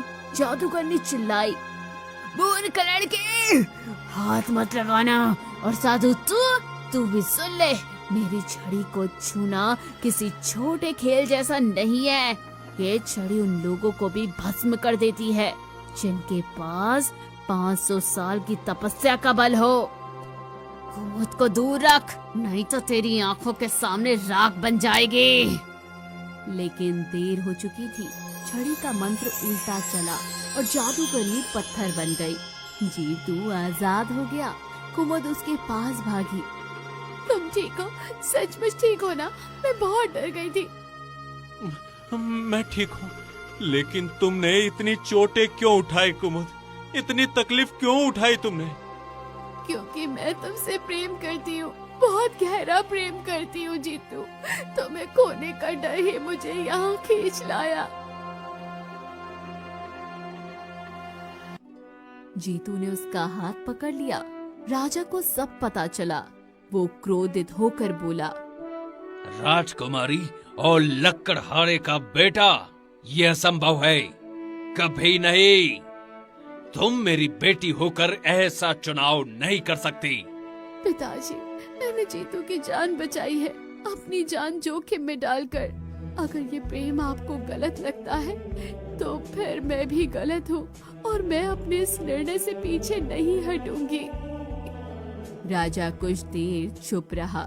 साधु ने कहा, जिस प्रेम की परीक्षा खून से हो, उस पर कोई राज सिंहासन भारी नहीं। जिस प्रेम में दर्द सहकर भी साथ निभाने का वचन हो, उसे कोई शक्ति नहीं तोड़ सकती। राजा पिघल गया। अगर मेरी बेटी उससे सच्चा प्रेम करती है और उसका मन उसी में अटका है, तो मैं कैसे मना कर दूं? कैसे उसके रास्ते में दीवार खड़ी कर दूं? हल में ढोल नगाड़े बजे। पूरा राज्य खुश था। जीतू राजकुमारी के सामने खड़ा था। मैं आज भी वही लकड़हारे का बेटा हूँ, चाहे मैं कितना भी बड़ा और मजबूत हो गया हूँ। मेरी जड़ें वही है, वही मिट्टी, वही जंगल और वही संघर्ष। और मैं आज भी वही लड़की हूँ, वही जिसने जंगल में तुमसे पहली बार मुलाकात की थी, वही जिसने तुम्हारे साहस और दयालुता को देखा और अपने दिल में जगह दी। समय बदल गया, पर मैं वही हूँ जो तुम्हारे साथ खड़ी है। दोनों ने विवाह किया। पूरा राज्य गूंज उठा। राजकुमारी कुमुद और राजकुमार जीतू की जय जयकार हो रही थी। जंगल अब भी खड़ा था, पर अब वो प्रेम की कहानी भी सुनता था। एक लकड़हारे के बेटे का प्रेम जिसने राजकुमारी को पाया, और एक राजकुमारी का साहस जिसने अपने प्रेम को बचाने के लिए अंधेरे से लड़ाई लड़ी। और दोस्तों, कहानी भी यहीं खत्म हुई। कैसी लगी दोस्तों कमेंट बॉक्स में जरूर बताइए। चैनल को अभी तक सब्सक्राइब नहीं किया है तो जल्दी जाकर कर लीजिए। एक दिन राजा हरिसेन अपने घोड़े पर सवार होकर शिकार के लिए जंगल की ओर जा रहे थे। तभी राजा की नजर एक स्त्री पर पड़ी। राजा उस स्त्री की सुंदरता पर मोहित हो जाता है और उससे विवाह करने के लिए आतुर हो जाता है। राजा हरिसेन अपने घोड़े से उतरकर उस स्त्री के पास जाते हैं। हे सुंदरी, तुम कौन हो और कहाँ रहती हो? पहले आप बताइए, आप कौन हो और आप यह सब क्यों पूछ रहे हो? सुंदरी, मैं उज्जैन नगरी का राजा हरिसेन हूँ। मैं तुम्हारे इस तेजस्वी और आकर्षक रूप को देखकर मोहित हो चुका हूँ और मैं तुमसे विवाह करना चाहता हूँ। क्या तुम मेरे साथ विवाह करने के लिए तैयार हो? हे राजन, मैं आपसे विवाह तो कर सकती हूँ, परंतु उससे पहले विवाह के लिए आपको मेरे पिताजी से आज्ञा लेनी होगी, क्योंकि मेरे माता पिता ने मुझे जन्म दिया है और मैं उनकी आज्ञा के विरुद्ध जाकर कोई ऐसा कार्य नहीं करूँगी जिससे मुझे मेरे पूरे जीवन में पछताना पड़े। राजा हरिसेन उस सुंदर स्त्री की बात सुनकर सहमत हो जाते हैं। इसके बाद राजा हरिसेन उस सुंदरी के पिता के पास आ जाते हैं। हे महाराज, मैं उज्जैन नगरी से आया हूँ और मैं वहाँ का राजा हरिसेन हूँ। मैंने जैसे ही अपने राज्य को पार करके आपके राज्य में प्रवेश किया तो मुझे आपकी ये सुंदर पुत्री दिखाई दी। आपकी बेटी को देखकर मैं इससे प्रेम कर बैठा हूँ और इससे विवाह करना चाहता हूँ। उसके बाद उस सुंदरी का पिता बहुत सोच विचार करता है और काफी सोच विचार करने के बाद वह राजा हरिसेन को अपनी बेटी से विवाह करने की अनुमति दे देता है। इस प्रकार वह राजा अपनी बेटी रुक्मणी का और राजा हरिसेन का विवाह करवा देता है। राजा हरिसेन अपनी सुंदर पत्नी रुक्मणी को लेकर अपने राज्य आ जाता है। उस राजकुमारी से विवाह करने के बाद राजा हरिसेन बहुत खुश थे, क्योंकि रुक्मणी जैसी सुंदर स्त्री उनके राज्य में कोई नहीं थी। ऐसे ही कुछ दिन बीत जाते हैं। राजा हरिसेन अपनी पत्नी की सुंदरता में डूब जाते हैं। वो इतने डूब गए थे कि अपने राज्य के प्रति कर्तव्यों को भी भूल गए थे। ऐसे करते करते कुछ महीने बीत जाते हैं। एक दिन राजा हरिसेन अपने सैनिकों के साथ अपने राज्य से बाहर जंगल में शिकार खेलने के लिए जाते हैं। राजा जंगल में एक हिरन का शिकार कर लेते हैं। हिरन बेचारा घायल होकर गिर जाता है और पूरा लहूलुहान हो जाता है। उस घायल हिरन को देखकर राजा हरिसेन अपने मन में ही सोचने लगा, मैं अपनी पत्नी रुक्मणी से बहुत प्रेम करता हूँ, परंतु आज मैं अपनी पत्नी रुक्मणी की परीक्षा लूंगा और ये देखूंगा कि जितना प्रेम मैं करता हूँ, क्या उतना प्रेम मेरी रानी रुक्मणी भी मुझसे करती है। कुछ सोच विचार करने के बाद राजा हरिसेन अपने एक सैनिक को बुलाते हैं। सेनापति, मैं महारानी रुक्मणी की परीक्षा लेकर ये देखना चाहता हूँ कि वो मुझसे कितना प्रेम करती है। अब तुम्हें एक काम करना होगा। मैं तुम्हें इस हिरन के खून से भिगोकर अपने आभूषण देता हूँ और तुम इन आभूषणों को लेकर महल में जाओ।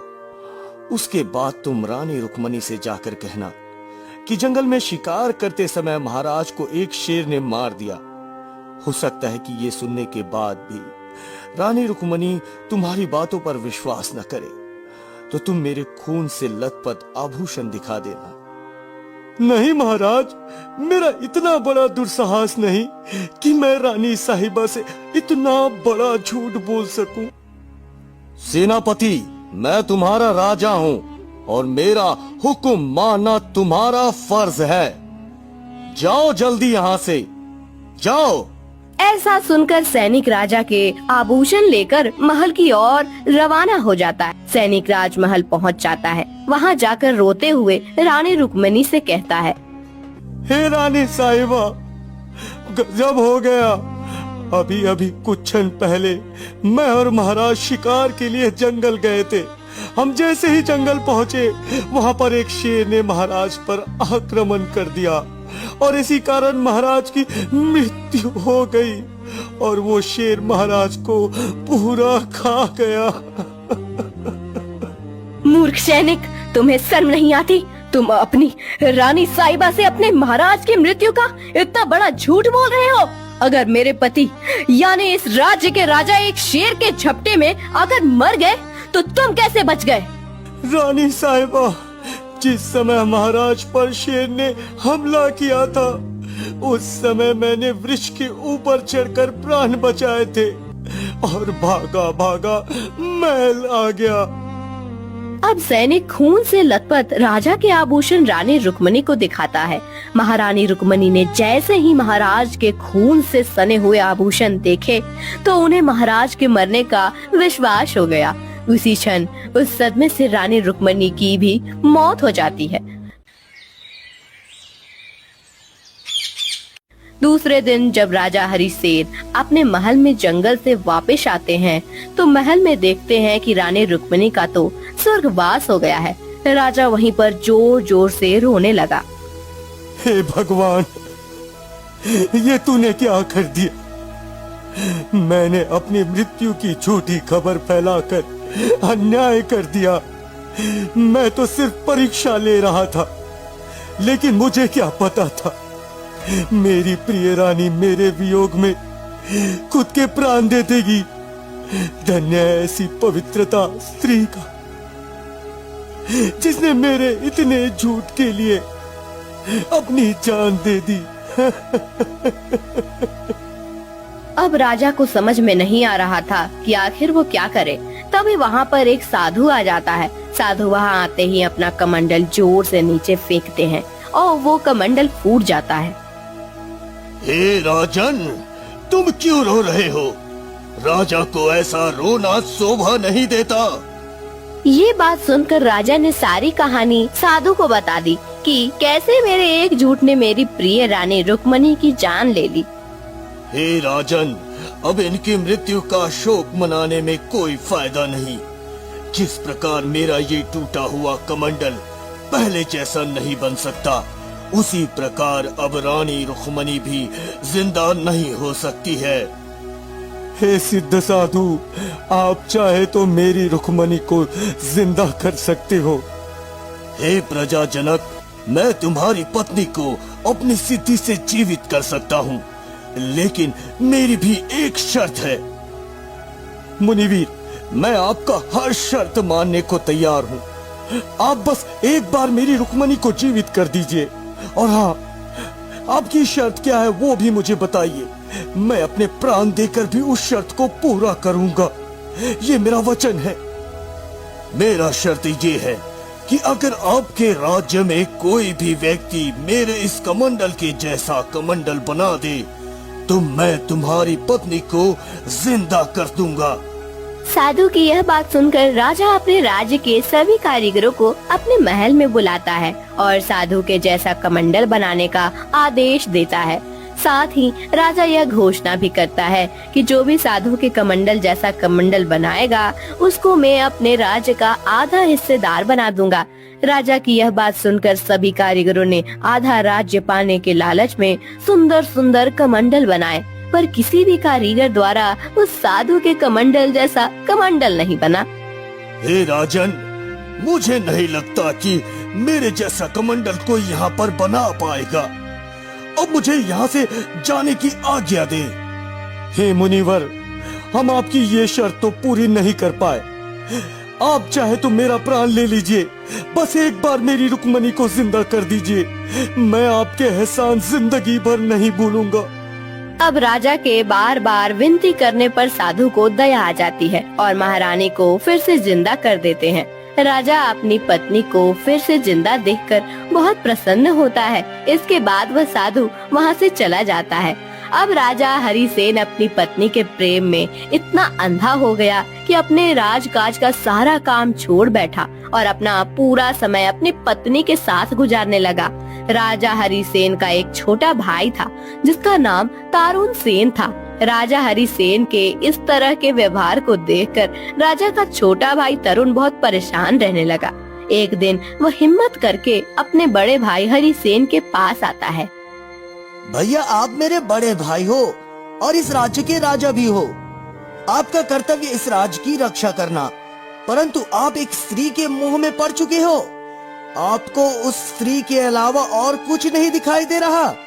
तरुण सेन बेचारा इस तरह की बातें अपने भाई को बार बार समझाता, परंतु वह राजा अपनी पत्नी के मोह में इतना अंधा हो गया था कि उसे कुछ भी समझ नहीं आ रहा था।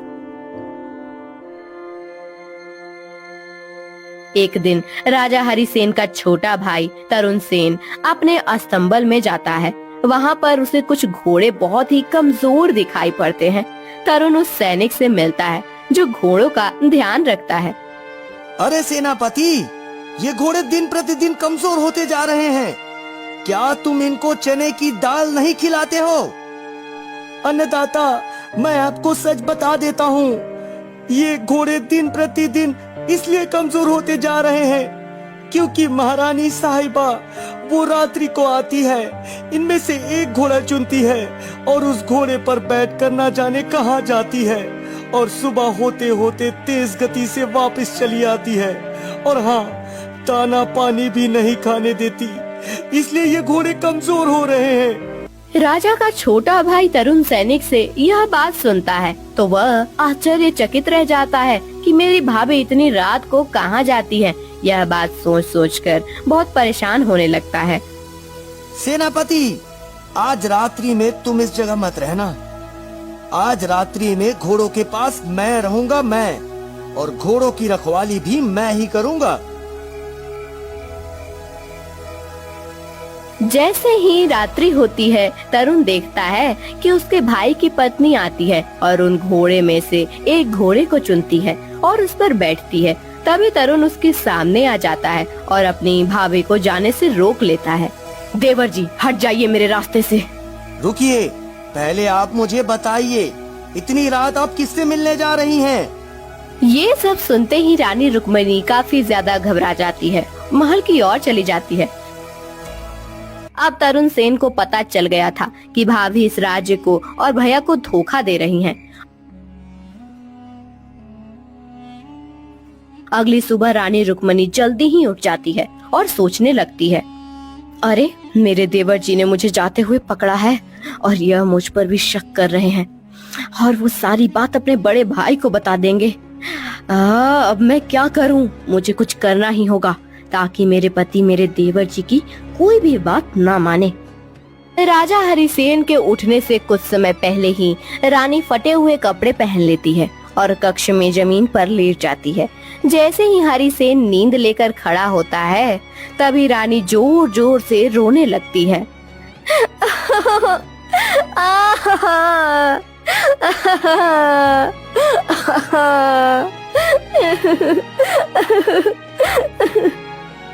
हे प्रिय, तुम जमीन पर क्यों लेटी हो और तुम रो क्यों रही हो?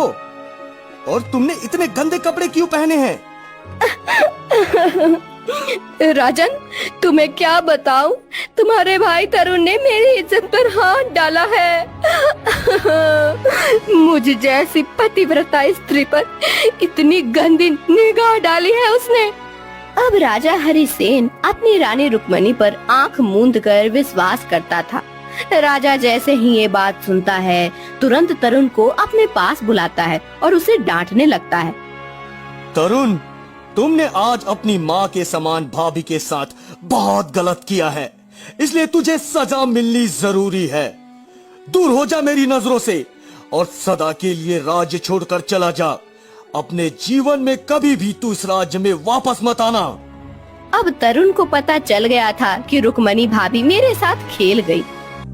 ठीक है भैया, मैं ये राज्य छोड़कर चला जाऊंगा, लेकिन जाने से पहले आपसे एक बात कहता हूँ कि आप जिस पतिव्रता पत्नी पर इतना मोह दिखा रहे हो, इससे बचकर रहना भैया। इतना कहकर तरुण सेन उस राज्य को छोड़कर चला जाता है। उसके जाने के बाद रानी रुक्मिणी बहुत ज्यादा खुश हो जाती है और अब उसे किसी प्रकार का भय नहीं था।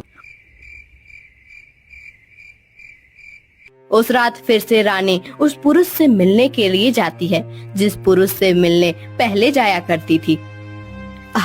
तुम इस जंगल में अब रोजाना मत आया करो और मैं भी रोजाना तुम्हारे पास इस जंगल में मिलने के लिए नहीं आऊंगी। हम एक काम कर सकते हैं, तुम ऐसा करो, कल सुबह राजमहल में आओ। राजमहल के अंदर आकर तुम मेरे पति महाराज से महल में काम करने की विनती करना और उसके बाद तुम महल में ही रहना। जब तुम महल में रहोगे तब हमारी रोज ही मुलाकात होगी। उस पुरुष से यह कहकर रानी वापस महल में आ जाती है। अब जैसे ही सुबह होती है, रानी का वह प्रेमी महल में आ जाता है। हे राजन, मैं आपके पास के राज्य से आया हूँ और मेरे घर में एक बूढ़ी माँ है। वो बहुत बीमार रहती है। मुझे कहीं भी काम नहीं मिल रहा है और मेरी सहायता कर देते आप तो मेरे घर का गुजारा चल जाता। मैं अपनी बूढ़ी माँ का ठीक से ख्याल रख पाता। अब राजा हरिसेन उसकी स्थिति को देखकर उसे महल में काम करने का आदेश दे देते हैं। रानी के उस प्रेमी का नाम विक्रम था। अब विक्रम राजा का आदेश पाकर महल में काम करने लगा। अब जैसे ही राजा रानी से कुछ पल दूर होते, रुक्मणी अपने प्रेमी से मिल लेती और इस तरह काफी समय तक चलता रहता है। रानी अपने पति की आंखों में धूल झोंक रही थी और राजा को इस बात की बिल्कुल भी भनक नहीं थी, क्योंकि राजा अपनी पतिव्रता पत्नी रुक्मणी से बहुत ज्यादा प्रेम करता था। अगले दिन राजा फिर शिकार करने के लिए जंगल में जाता है। जैसे ही राजा हरिसेन जंगल में प्रवेश करते हैं, तभी उन्हें वो सिद्ध मुनि दिखाई देते हैं जो रानी रुक्मणी को पुनर्जीवन दान दिया था। मुनि को देखकर राजा हरिसेन उनके पास जाता है। प्रणाम मुनिवर, आपके दर्शन से धन्य हो गया मैं। हे राजन, मैं तुम्हारे इस तेजस्वी चेहरे को देखकर बहुत ही ज्यादा परेशान हूँ और तुम इतने भोले स्वभाव के हो, इसलिए लोग तुम्हें बेवकूफ बनाते हैं। राजन, ये लो, तुम इस फल को ग्रहण करो। इस फल को ग्रहण करते ही तुम सदैव जवान बने रहोगे और तुम्हें कभी भी बुढ़ापा नहीं आएगा। तुम्हारी सुंदरता सदैव बनी रहेगी। वो चमत्कारी फल देकर मुनिवर वहाँ से चले जाते हैं। उस फल को लेकर राजा हरिसेन सोचने लगते हैं। मुनिवर, मैं अमर होकर क्या करूँगा? मुझे जवानी और सुंदरता की क्या जरूरत है? मेरी पत्नी मुझसे बहुत ज्यादा प्रेम करती है, इसलिए मैं ये फल मुझे अपने प्रिय पत्नी रुक्मणी को खिलाना चाहिए। अगर वो इस फल को खा लेगी तो वो सदैव सुंदर और जवान बनी रहेगी। ऐसा बोलकर राजा बिना शिकार किए हुए खुशी खुशी अपने महल की तरफ लौट जाता है और सीधा रानी रुक्मणी के पास आकर वो उसे फल दे देता है। हे प्रिय, तुम इस फल को ग्रहण करो। यदि तुम इस फल को ग्रहण करोगी तो तुम हमेशा के लिए अमर हो जाओगी और तुम्हें कभी भी बुढ़ापा नहीं आएगा। ऐसा बोलकर राजा वो चमत्कारी फल रानी को देकर वहाँ से चला जाता है, जबकि रानी रुक्मणी राजा हरिसेन पर नहीं बल्कि उस राज्य के कोतवाल विक्रम पर मोहित थी। अब रानी रुक्मणी सोचने लगती है, ये फल खाकर मैं क्या करूँगी? मैं अमर होकर क्या करूँगी? क्योंकि मैं तो अपनी जान से ज्यादा प्रेम कोतवाल विक्रम से करती हूँ, इसलिए इस फल को मेरे कोतवाल विक्रम को ही खाना चाहिए और उसे ही अमर होना चाहिए।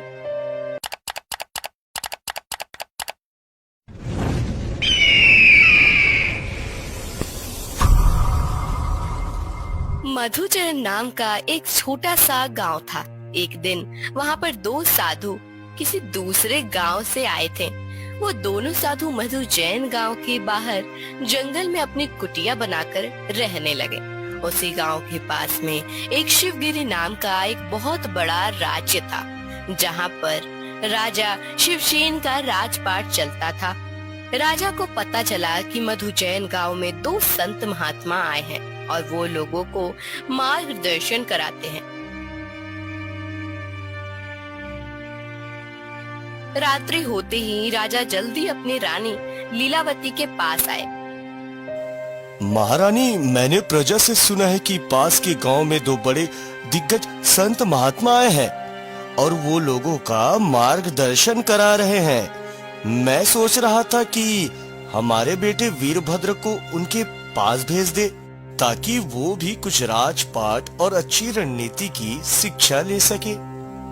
महाराज, मैं आपकी बात से सहमत हूँ, क्योंकि राजकुमार वीरभद्र अब धीरे धीरे बड़े होने लगे हैं। अब उनको शिक्षा ग्रहण कराना बहुत जरूरी है। देव योग से रात का फायदा उठाकर राजमहल में एक चोर चोरी करने आया हुआ था। उसने राजा और रानी की सारी बातें सुन ली। तभी चोर ने सोचा, अच्छा, चोरी करने से तो मैं फंस भी सकता हूँ, पर साधु बन जाओ तो काम बन जाएगा। राजकुमार वीरभद्र आएगा और मेरा चेला बन जाएगा, फिर मुझे चोरी करने की क्या जरूरत रहेगी। हाँ। ऐसा बोलकर चोर वहाँ से चला जाता है।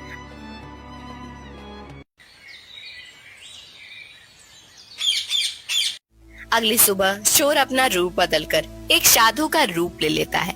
तभी उसके मन में आया कि साधु तो मैं बन गया हूँ, लेकिन कुछ उपदेश भी तो सीखना जरूरी है।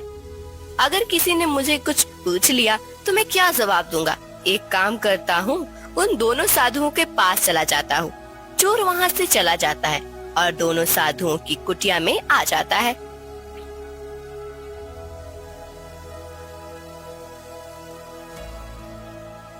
मुनिवीर, मैं एक नया संत हूँ। मुझे इस जगत के नियम के बारे में कुछ भी मालूम नहीं है।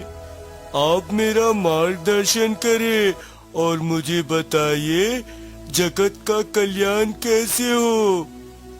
बच्चे, जगत कल्याण के लिए तुझे हमेशा सच बोलना होगा, दयावान बनना होगा। एक बार वचन देने के बाद उस वचन को निभाना होगा, चाहे उस वचन को पूरा करते करते तुम्हारे प्राण ही क्यों ना चले जाएं। मुनिवीर, मैं नादान हूँ। मैं कुछ महीनों तक आपके साथ रहना चाहता हूँ और भगवान की भक्ति करना चाहता हूँ। अब चोर की बातें सुनकर वो दोनों साधु सहमत हो जाते हैं और उस चोर को अपनी कुटिया में शरण दे देते हैं। इधर राजा उन दोनों संत में से सबसे आदर्श कौन सा है यह पता लगाने के लिए महल से निकल गए थे। कुछ ही देर में राजा साधुओं की कुटिया में पहुंच जाते हैं। राजा शिवसेन सीधा उन दो साधुओं के पास जाता है और उन्हें सवाल पूछता है कि जगत कल्याण कैसे करे। अब उन दोनों साधुओं ने एक ही उत्तर दिया कि अपने संकल्प पर दृढ़ बने रहो, चाहे मौत ही क्यों न आ जाए। राजा उन दोनों साधुओं के मन की बात सुनकर कुटिया से चला जाता है। तभी राजा की नजर उस चोर पर जाती है। राजा उस चोर के पास आ जाता है और वही सवाल दोहराए जो उन दो साधुओं को पूछा था। राजन, जगत कल्याण प्रेम, दया और करुणा से होता है और इसके लिए हमें कभी भी झूठ नहीं बोलना चाहिए। हमेशा अपने वचन को पूरा करना चाहिए, चाहे इसके बदले में हमारे प्राण क्यों न चले जाए। अब राजा सोचने लगा कि साधु में ज्ञान का भंडार कूट कूट कर भरा हुआ है। मुझे लगता है ये साधु ही महाज्ञानी है। अब राजा को क्या पता कि ये साधु के भेष में सपोला है और वह उन साधुओं द्वारा बताई हुई बातें बोल रहा है। राजा साधुओं की पूरी कुंडली निकालकर महल लौट आया था।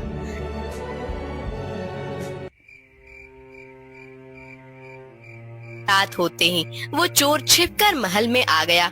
इधर राजा रानी लीलावती के पास आया। चोर भी छिपकर उनके स्वर्ण कक्ष में आ गया। महाराज, आप उन साधुओं से मिलकर आए, क्या हुआ? आपका मार्गदर्शन हुआ? हाँ महारानी, मार्गदर्शन तो हुआ, लेकिन मैंने वहाँ देखा कि दो साधु नहीं बल्कि वहाँ पर तो 3-3 साधु थे। महाराज, हमें खुलकर बताइए, वहाँ पर क्या हुआ था? मुझे भी जानने का पूरा हक है।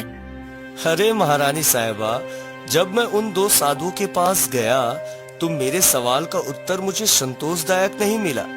लेकिन जैसे ही मैं कुटिया से बाहर निकला तब पेड़ के नीचे तीसरा साधु बैठा हुआ था। उन्होंने मेरा सवाल का उत्तर एकदम बेखुदी से दिया। अब राजा और रानी दोनों सच्चे और सरल स्वभाव के थे। उन्होंने विचार किया कि राजकुमार वीरभद्र को तीसरे साधु के पास भेजना चाहिए। उनकी बातें सुनकर चोर पर बहुत बड़ा असर पड़ा और सोचने लगा, अरे मैंने तो साधुओं द्वारा सिखाई हुई बातें ही बोली थी। राजा ने मुझे महाज्ञानी संत मान लिया। इसका मतलब यही हुआ कि मैं चोरी करने के लिए नहीं बना हूँ, बल्कि लोगों के मार्गदर्शन के लिए बना हूँ। आज के बाद कभी भी चोरी नहीं करूँगा। हाँ। ऐसा बोलकर चोर राजमहल से चला गया।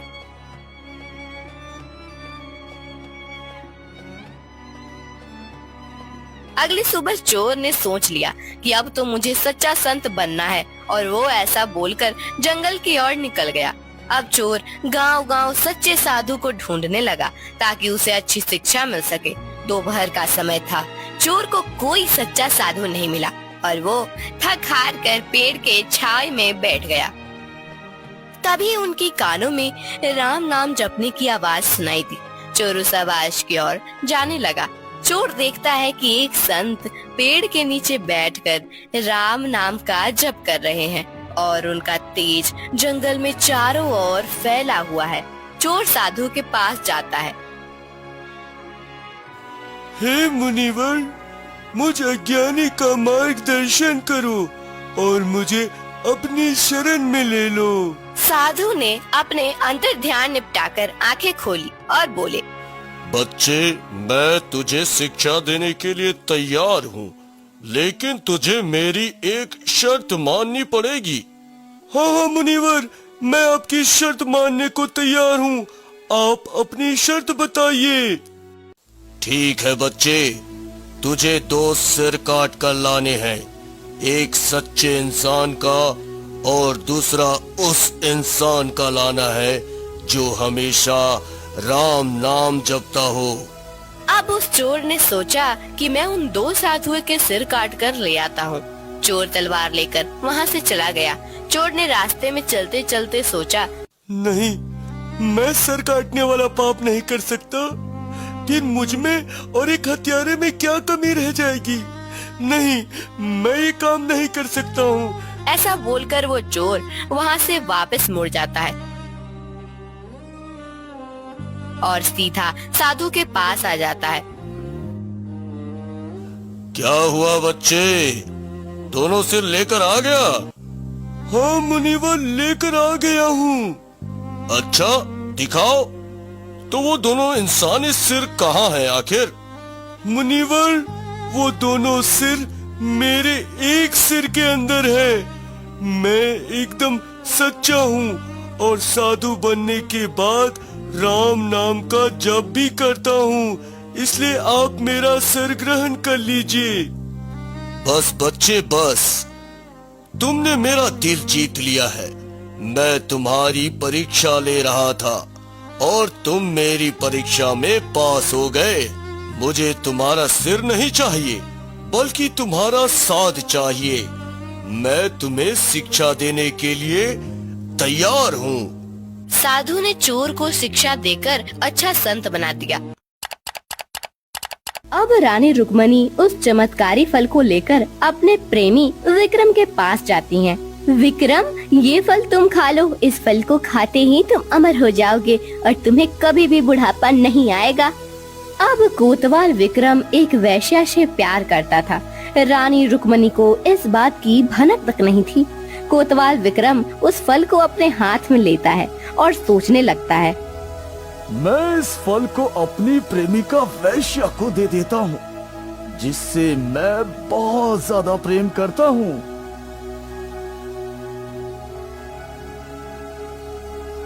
उसके बाद कोतवाल उस फल को वैश्या को देने चला जाता है और वहाँ जाकर उस वैश्या को कहता है, हे प्रिय, तुम इस फल को खा लेना, क्योंकि ये फल बहुत चमत्कारी है।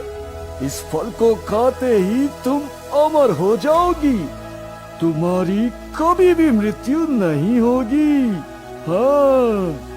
यह कहकर कोतवाल वो चमत्कारी फल उस वैश्या को दे देता है और वहाँ से चला जाता है। उसके चले जाने के बाद वह वैश्या उस चमत्कारी फल को देखकर सोचने लगती है, आखिर इस फल को खाकर मैं क्या करूँगी, क्योंकि अमर होकर मैं कौन सी सिद्धि प्राप्त कर लूँगी। मुझे इस नरक के समान जीवन से मुक्ति नहीं मिल पाएगी।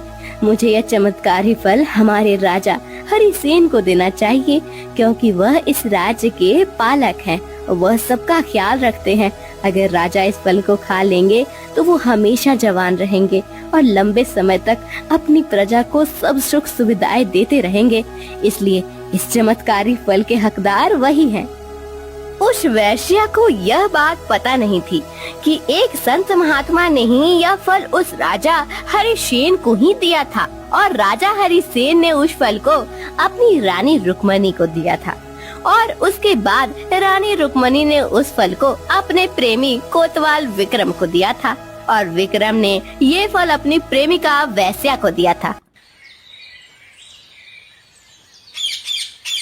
अगली सुबह वो वैश्या उस चमत्कारी फल को लेकर राजा के महल में पहुंच जाती है।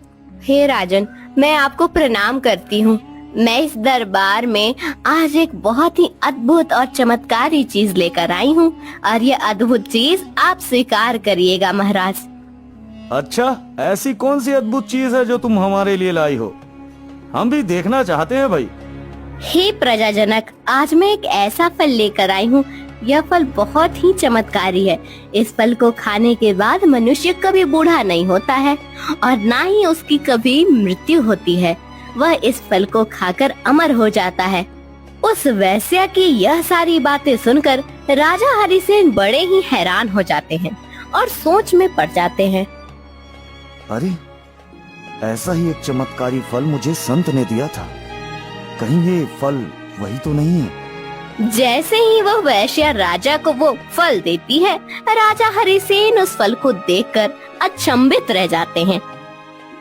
उस फल को देखकर राजा हरिसेन समझ जाता है कि यह तो वही फल है जो मुझे संत महात्मा ने दिया था और फिर इस फल को मैंने अपनी पत्नी रुक्मणी को दिया था। ठीक है, हम इस फल को स्वीकार कर लेंगे, लेकिन आखिर तुम्हें ये फल किसने दिया?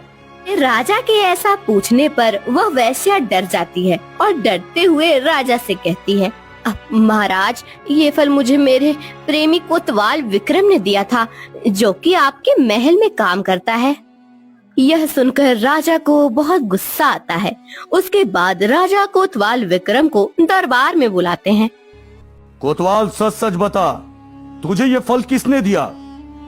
अगर झूठ बोला तो तुझे सूली पर चढ़ा दिया जाएगा।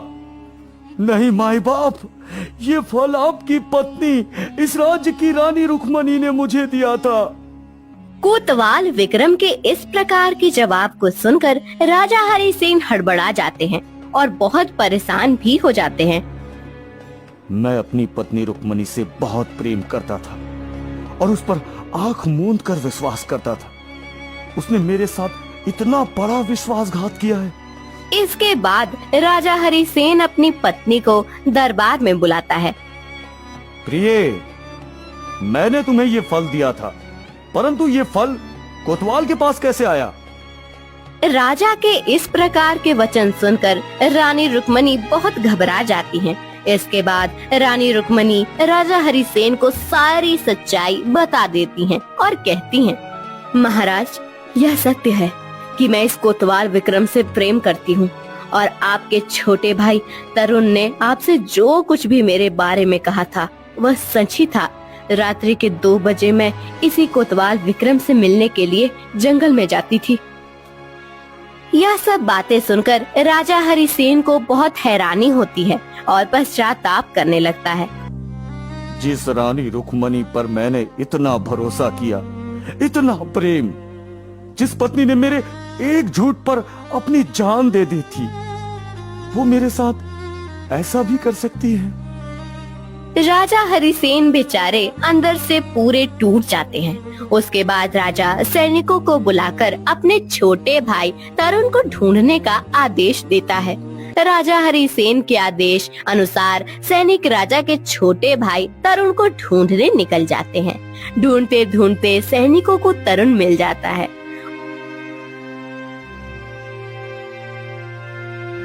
और सैनिक उसे राजमहल में ले आते हैं। राजा हरिसेन अपने छोटे भाई को देखकर काफी ज्यादा खुश हो जाते हैं। मेरे भाई, मुझसे बहुत बड़ी भूल हो गई और इस भूल का मैं पश्चाताप करूंगा। इसके बाद राजा हरिसेन अपनी पत्नी रुक्मणी को और उसके प्रेमी कोतवाल विक्रम को तथा उस वेश्या को राज्य से बाहर निकाल देता है। राजा हरिसेन को जिस प्रकार से उनकी पत्नी रुक्मणी ने उन्हें धोखा दिया, उस धोखे के बाद उनके मन में वैराग्य जाग जाता है और वो अपने राज्य को छोड़कर जाने का निश्चय कर लेते हैं।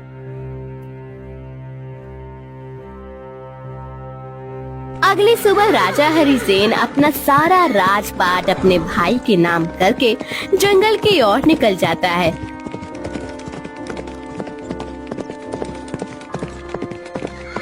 राजा हरिसेन जंगल में आकर कठोर तपस्या करने लगते हैं। राजा हरिसेन की इस कठोर तपस्या को देखकर देवराज इंद्र भयभीत हो जाते हैं। अरे, राजा हरिसेन इस प्रकार से कठोर तपस्या करेंगे तो उन्हें वरदान प्राप्त हो जाएगा और वो वरदान पाकर स्वर्ग पर हमला कर देंगे। यह सोचकर इंद्र ने राजा हरिसेन पर एक विशाल पत्थर गिरा दिया। तपस्या में बैठे राजा हरिसेन ने उस पत्थर को अपने एक हाथ से रोक लिया और तपस्या में बैठे रहे।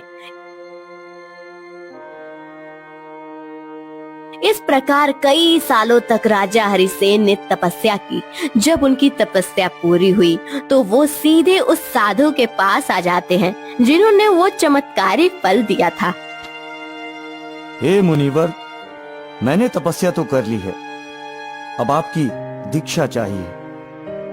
राजन, मैं तुम्हें दीक्षा देने के लिए तैयार हूँ, लेकिन तुम्हें उसके लिए कुछ परीक्षा देनी होगी। हे मुनिवर, मैं आपकी हर परीक्षा को पार करने के लिए तैयार हूँ, बस मुझे आपके शरण में आना है। ठीक है राजन, जाओ और खाना पकाने के लिए जंगल से लकड़ियाँ लेकर आओ। अपने गुरु की आज्ञा पाकर राजा हरिसेन जंगल में लकड़ियां लाने के लिए चले जाते हैं। लकड़ियां एकत्रित करने के बाद जब वो सिर पर लकड़ियां का बोझ उठाकर आ रहे थे, तभी उस साधु ने अपने शिष्य से कहा, शिष्य, जाओ और हरिसेन को एक ऐसा धक्का मारो कि उसके सिर पर रखा सारा बोझ नीचे गिर जाए। अपने गुरु की आज्ञा पाकर शिष्य ने ऐसा ही किया। उसने हरिसेन को ऐसा धक्का मारा कि उनके सिर पर रखा सारा बोझ नीचे गिर गया और हरिसेन भी जोर से गिर गए। अब राजा हरिसेन ने पुनः लकड़ियां का बंडल उठाकर चलने लग गए, मानो उनके साथ कुछ हुआ ही ना हो।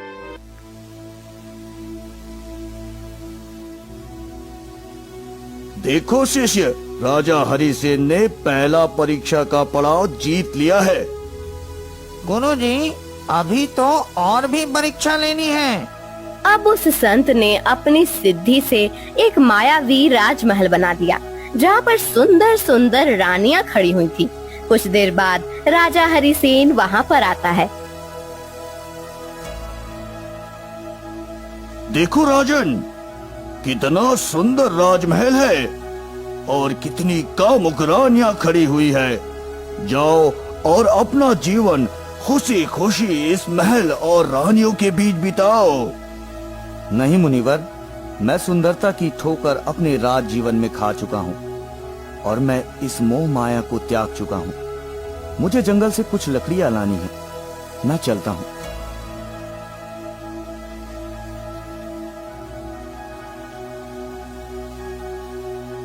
अब तुम्हें विश्वास हो गया ना कि राजा हरिसेन काम, क्रोध, लोभ और मोह आदि को जीत लिया है।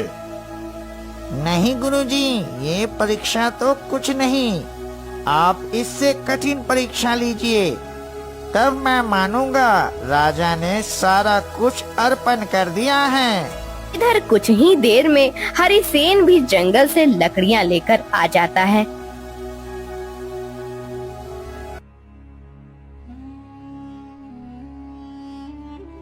हरिसेन, तुम्हें हमारा शिष्य बनने के लिए एक और परीक्षा से गुजरना पड़ेगा। जाओ, तुमको 1 महीना रेगिस्तान में नंगे पैर पैदल यात्रा करना है। अब राजा हरिसेन अपने गुरु की आज्ञा लेकर अपने निर्दिष्ट मार्ग पर चल पड़े। पहाड़ी इलाके को लांघते लांघते वो राजस्थान की रेगिस्तानी भूमि पर प्रवेश कर जाते हैं। वहाँ बालू और भयानक कड़ाके की धूप थी। अब हरिसेन को यात्रा करते करते 6 दिन बीत गए। 7वें दिन उस संत ने अपनी अर्धशूर्य शक्तियों से अपने शिष्य को भी साथ लेकर वहां पहुंचे। उन्होंने आते ही अपने योग बल से राजा हरिसेन के आगे एक वृक्ष खड़ा कर दिया। अब हरिसेन चलते चलते उस वृक्ष के पास आ जाता है। वो उस वृक्ष को देखकर सोचने लगा, अरे, इतने भयानक रेगिस्तान में ये हरा वृक्ष कहाँ से आ गया? मन तो ऐसा कर रहा है कि इस ठंडी छांव में कुछ देर लेट जाऊं, लेकिन मैं ऐसा नहीं करूंगा। मुझे कैसे भी करके ये तीसरी परीक्षा पार करनी ही है। देख शिष्य, जिसने कभी पैर गलीचे से नीचे नहीं उतारे, वो आज गुरु की आज्ञा पाकर रेगिस्तान में नंगे पैर चल रहा है। मान गया हरिसेन, तुझे मान गया। अब राजा हरिसेन पर वो शिष्य काफी ज्यादा जलता था।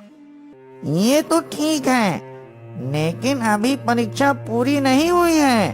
आगे आगे देखते हैं क्या होता है। शिष्य की बात सुनकर उस संत ने अपना रूप बदल एक गांव वासी बन गया और राजा हरिसेन की ओर चलने लगे। अरे मुसाफिर, इतने कड़ाके के धूप में क्यों चल रहे हो? आओ, तनिक छांव में विश्राम कर लो। अरे नहीं भाई, मेरे गुरु की आज्ञा है कि मैं नंगे पैर रेगिस्तान में चलूं।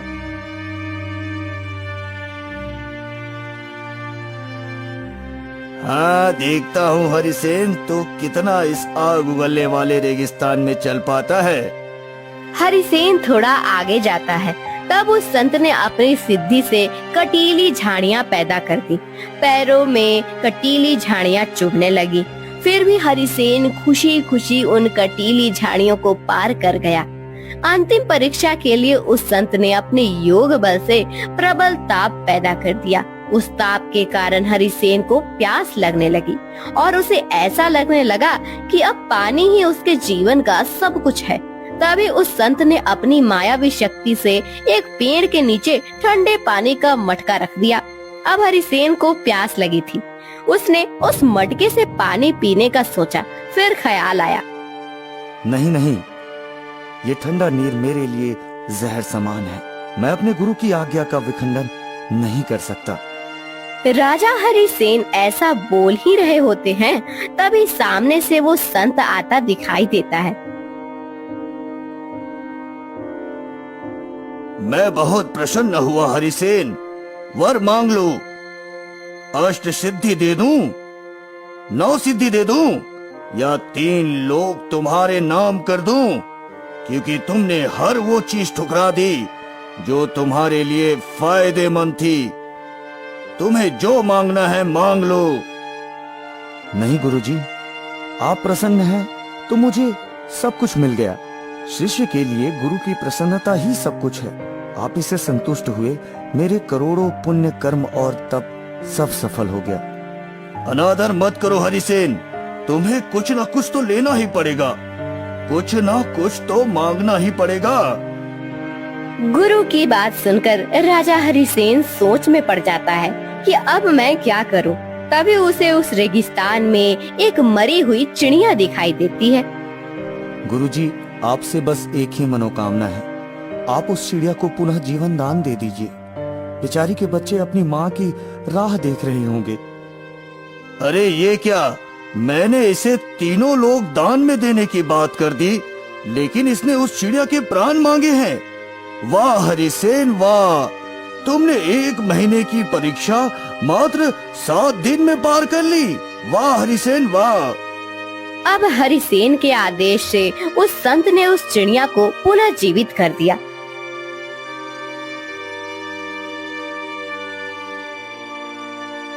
हरिसेन, मैंने तुम्हारे जितना निष्ठावान शिष्य कहीं नहीं देखा। आज मुझे गर्व हो रहा है कि तुम मेरे शिष्य हो। वाह हरिसेन। उसके बाद गुरुजी ने हरिसेन को दीक्षा देकर सारी सिद्धियां प्राप्त करवा दी थी।